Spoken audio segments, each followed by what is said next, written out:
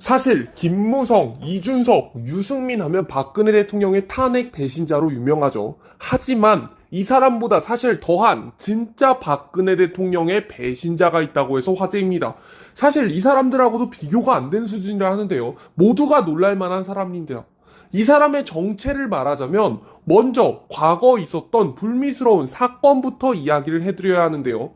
박근혜 대통령이 과거 어떤 괴한에게 습격을 당해서 얼굴을 베이고 치명적인 중상을 당해서 응급실로 실려가기도 했다는 것을 알고 계십니까? 아주 심각한 상처였습니다. 깊게 베었다면 죽었을 수도 있다고 합니다.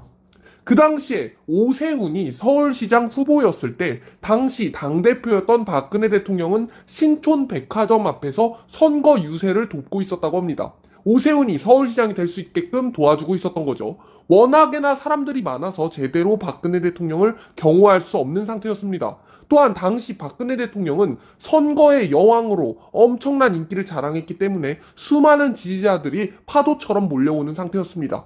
바로 이렇게 혼란한 틈을 타서 경호원이 없는 틈을 타 괴한이 커터칼로 박근혜 대통령의 얼굴을 베었습니다.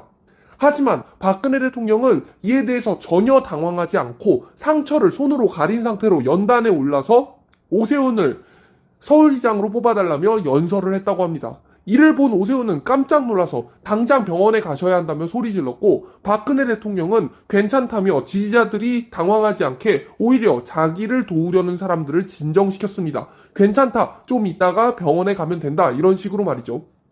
피가 너무 많이 나서 병원에 결국 실려갈 수밖에 없었고, 병원에 도착해서 검사해보니 생각보다 박근혜 대통령의 상처는 심각했다고 합니다. 이 괴한이 그 틈을 타서 굉장히 깊게 베은 거죠. 상처는 무려 11cm나 되어 신경이나 경동맥을 맞았으면 죽었을 수 있다고 그 의사가 깜짝 놀랐다고 전했습니다. 의사는 어떻게 이렇게 큰 상처가 생기고도 박근혜 대통령에게 선거 유세를 했느냐, 정말 큰일 날 뻔했다 말했습니다. 이때 바로 수술에 들어갔고 정신을 차리자마자 박근혜 대통령은 선거는 어떻게 되었냐고 물어봤던 일화는 정말 유명한 일화입니다.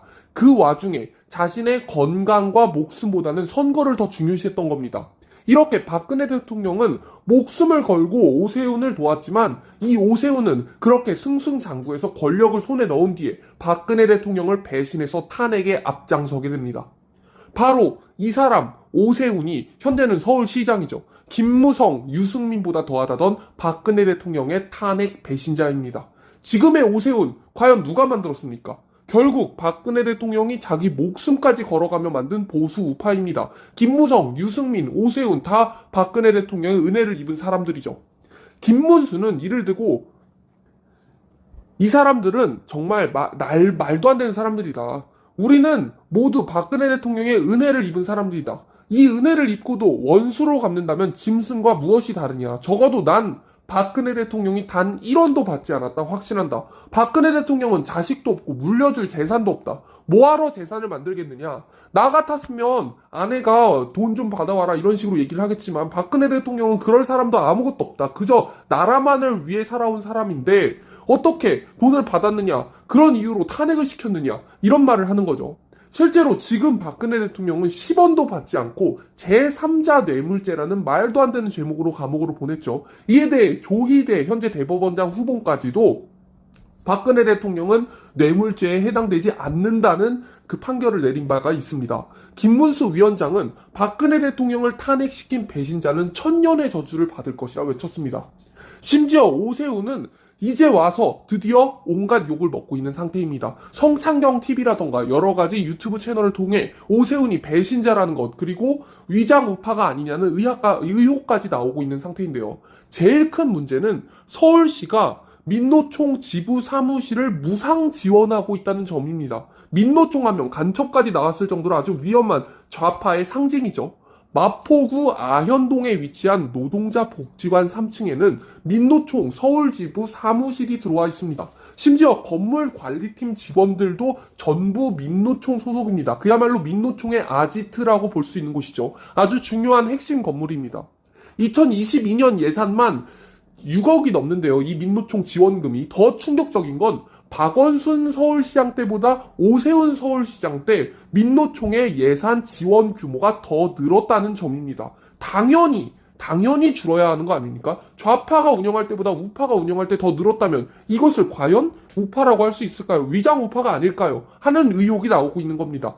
노동계 관리자에 의하면 민노총 사람들이 사무실을 떡하니 차려놓고 주인 행세를 한다. 실제로 취재하려고 해당 사무실을 방문하자 취재하는 기자들에게 욕설과 고성을 지르면서 건물 밖으로 내쫓고 신체적인 위협까지 가했다고 합니다.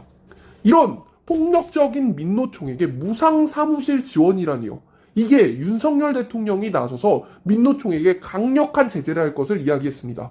윤석열 대통령은 민노총을 강력하게 제재하라 김문수 위원장한테 시켰고 김문수 위원장까지 더 강하게 나가달라고 하자 그제서야 오세훈도 눈치를 보면서 6억이 넘던 민노총 지원 예산을 2억 정도로 줄였다고 합니다.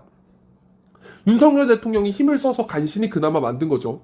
이러한 오세훈과 아주 친하게 지내는 김무성의 인터뷰 내용도 화제였는데요. 박근혜 대통령 탄핵을 후회하지 않느냐 물어보자 탄핵을 하지 않았으면 박근혜는 더 큰 불행을 겪었을 겁니다. 라고 김무성이 대답했습니다. 김무성과 오세훈은 아주 친하게 지내는 사이입니다. 파렴치하기 짝이 없죠. 심지어 탄핵은 물론 분당을 주도해서 보수 분열의 주범이라 비판을 받고 있습니다. 특히 총선을 앞두고 보수 분열을 왜 일으켰느냐 하면서 김무성에게 많은 비판을 하고 있죠.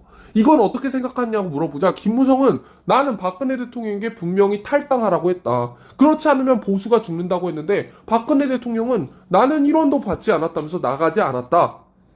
그러니까 이건 박근혜 대통령 잘못이다 라고 말했습니다. 아니 이게 말이 됩니까? 박근혜 대통령은 1원도 받지 않았으니 당연히 탈당을 안 하죠. 탈당을 하려면 배신자인 김무성이 해야지 왜 박근혜 대통령이 합니까? 우리는 이런 김무성의 흥분한 인터뷰 내용에서도 박근혜 대통령이 정말 한 푼도 사사로운 이익이 없었다는 것을 알 수 있습니다. 박근혜 대통령을 깎아내리고 싶어 안달난 배신자 입에서도 박근혜는 1원도 받지 않았다는 내용이 나올 정도면 얼마나 청렴했는지 알 수 있죠. 뿐만 아니라 김무성뿐만 아니라 오세훈, 박지원, 유승민, 이준석 등이 있는데 박지원 같은 경우도 본인이 박근혜 대통령의 탄핵에 가장 큰 공헌을 한 사람이라 말하며 우상호, 노회찬, 박지원 셋이 뭉쳐서 새누리당 격파작전을 세운 장본인이라고 말했습니다. 배신자 김무성을 만나서 20표가 필요하다. 안전하게 40표를 만들어달라고 부탁하자 김무성이 형님 40표 됐습니다. 완성했습니다. 라고 해서 박지원과 함께 탄핵을 시작했다고 말했습니다. 이 김무성과 박지원은 원래 김영삼과 김대중의 가신그룹 출신으로 사석에서 형님 아우라고 부를 정도로 가까운 사이라고 합니다. 둘이 짜고 쳐가지고 박근혜 대통령을 탄핵시킨 거죠. 현재 박지원은 윤석열 대통령까지 비난하면서 입지를 다지는 중입니다. 윤석열 대통령의 핵 처리수 얘기를 하면서 앞으로 신생아는 30년간 핵 오염수를 먹은 농수산물을 먹어야 한다며 광우병 선동처럼 이끌어서 국민들을 공포에 밀어넣어 윤석열 대통령의 탄핵까지 이끌려고 계획하는 중입니다. 이를 반드시 막아야 하고 총선에는 반드시 우리가 승리를 해야만 합니다.